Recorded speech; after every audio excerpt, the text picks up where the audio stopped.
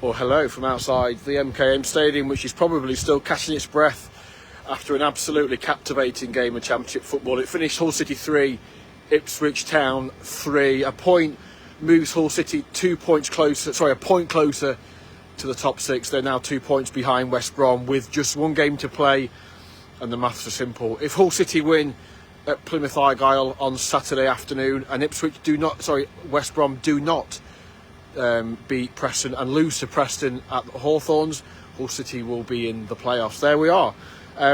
If you've been here tonight, you don't need me to tell you what a game you've seen. It was an absolute humdinger of a football match. Hull City behind 3 times, came back 3 times, and earned at the very least a deserved point. But it was two sides going at it. Obviously Ipswich, they knew that if they won here and then could win on Tuesday in their game in hand at Coventry, they would be promoted to the Premier League. City knew that given the fact that Norwich were held by Bristol City earlier today. Sorry, I'm getting all my cities confused now. It's been a long day. Norwich were held by Swansea City earlier today, and West Brom were thumped 3-0 at Sheffield Wednesday. They knew that victory would move them level on points with West Brom and just a point behind Norwich. It wasn't to be victory for Hull City, but it is a point, and it means that we go to Plymouth next Saturday, 12:30, knowing that it's still on and the dream is very much still alive. Plymouth are in all kinds of trouble. They could be relegated next Saturday if Birmingham win at home to Norwich and Hull City win at Plymouth. Plymouth will be relegated. So, there's an awful lot riding on next week's game for both teams. But from City's point of view, this was it was just a cracking game of football from the get-go. And Ipswich started probably the brighter. They looked fresher. They haven't played for 2 weeks. Obviously, we had the game in Coventry on Wednesday night. So you would expect they looked a bit fresher, maybe a bit quicker on the uptake. And they went a goal in front after 19 minutes. Wes Burns, who was the chief tormentor when we went to Portman Road in October and they tore us to pieces. Wes Burns crossed in from the right-hand side. Tyler Morton went to clear it, complete air shot. We've all seen him before. And George Hurst was there in front of Alfie Jones and slammed in the net.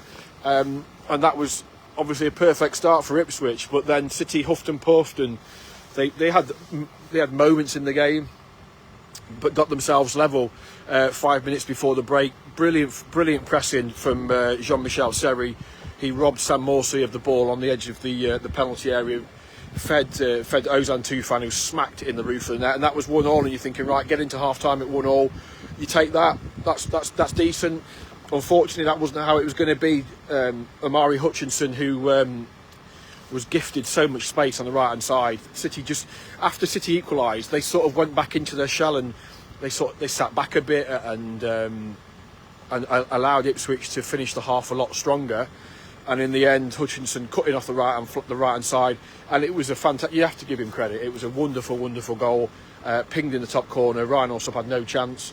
If there's one criticism, I would say that Jayden Philogene probably should have engaged, should have come out quicker to try and block the shot. Sarri was there as well. Neither of them came out particularly quick, but it is a fantastic finish. So that was a real kick in the you-know-whats just before half-time. Ipswich in the lead at half-time. Liam made... I should have said at the start, actually, there was one change to the team. Liam Delap dropped out. Ozan Tufan came in. He made a change on half-time. He took off Tyler Morton, put on Liam Delap. And they started the second half really, really well. Tufan had 2 headers just over. And then they scored the equalising goal. Fabio Carvalho down the right-hand side. First time cross, Delap front post goal. Dead easy. And that is something they've been missing for so many weeks, probably since Liam Delap got injured.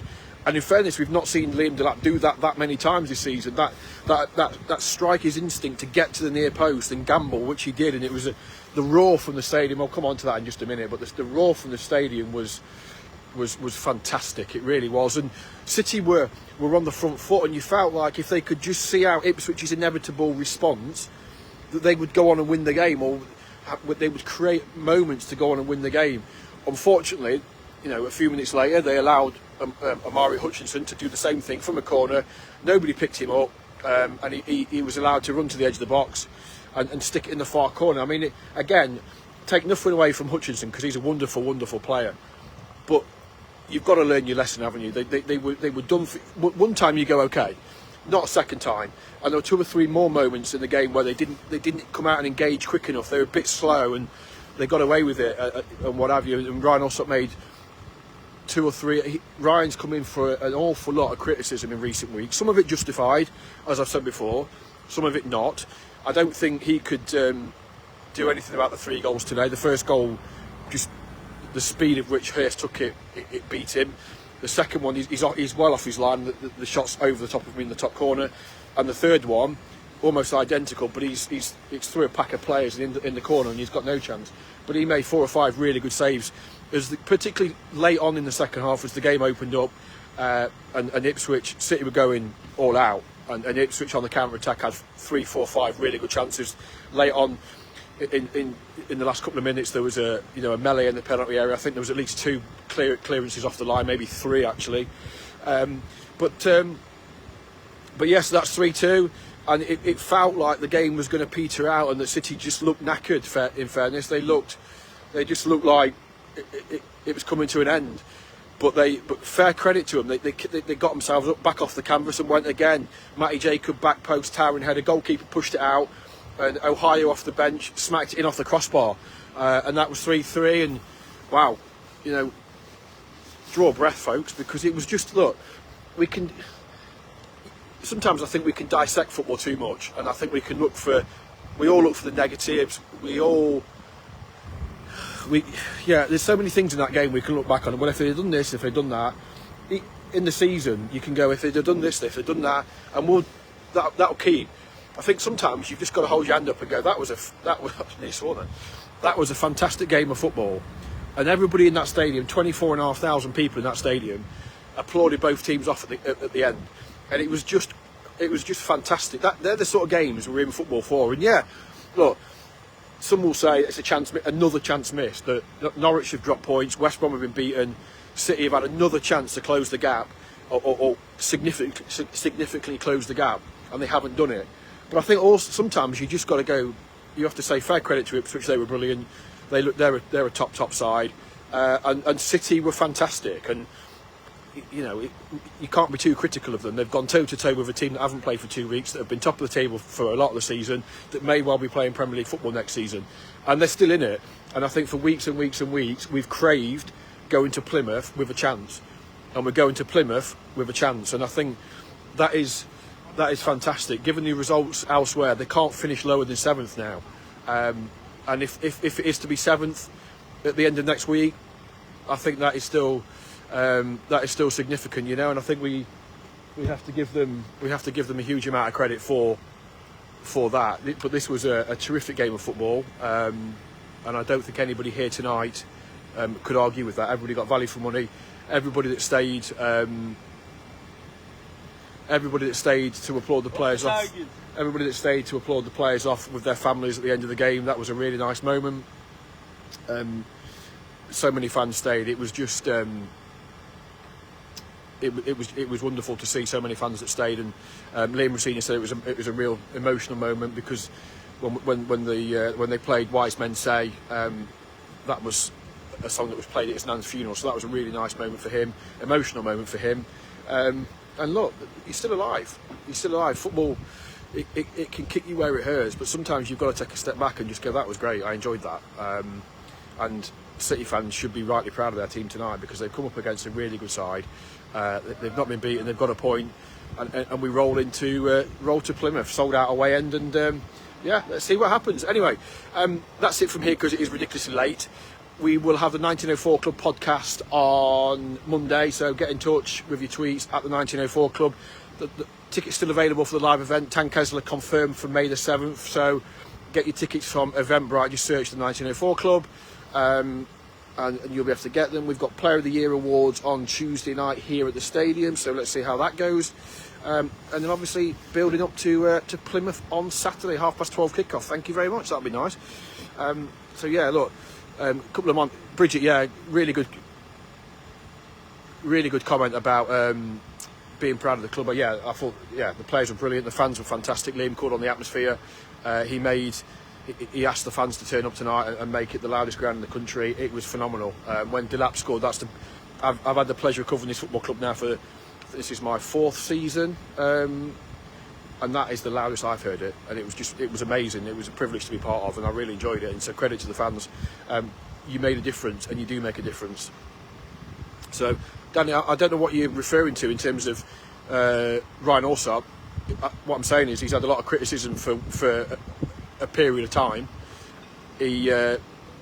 Some of it justifies, some of it not. But I thought tonight, when he was needed, he made some big saves. He made some. I don't know what. I don't really understand what the issue is there. He made some big saves when he was needed. That's what he's paid to do. You know, I'm not sure he could have done much with the 3 goals. I stand to be corrected. I've not seen any replays of them. I saw them in real time. I'm not sure that he could do much about any of the 3 goals, but he made some big saves in the game. And City were exposed at times in that second half, and when they were pushing forward, and they needed their goalkeeper. That's what he's there to do: keep the ball out of the net, and he did it. And so you have to, if you criticise a goalkeeper when he makes mistakes, you have to give him credit when he makes saves that either keep you on terms or keep you in a game when you're 3-2 and you could go 4-5-2. You know, he kept his team in the game. So yeah, I think if you're going to be fair, you have to give Alsop some credit tonight. And yeah, James, it is. I don't think anybody is going home from here tonight disappointed. Disappointed in the sense that City haven't won the game, of course. That is obvious. But disappointed in what they've seen from their team.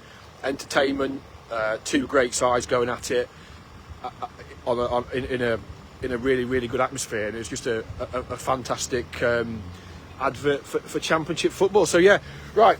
That's it from here at the MKM Stadium. Safe travels if you're going down to Plymouth on Friday, or if you're on the coaches that are leaving here at 2 a.m. That's mental. But fair play. Wow. 12:30 kick-off down at Plymouth. Like I say, listen out for the podcast on Monday. Get your tickets if you want to come and see us. Chat with Tan a week on Tuesday. There'll be plenty of stuff building up. Obviously, we've got the Player of the Year awards on Tuesday night. There'll be plenty of stuff coming out of that, and obviously we'll be back with Liam and his team on Thursday to preview Plymouth and what promises to be one heck of a final day. Up the Tigers.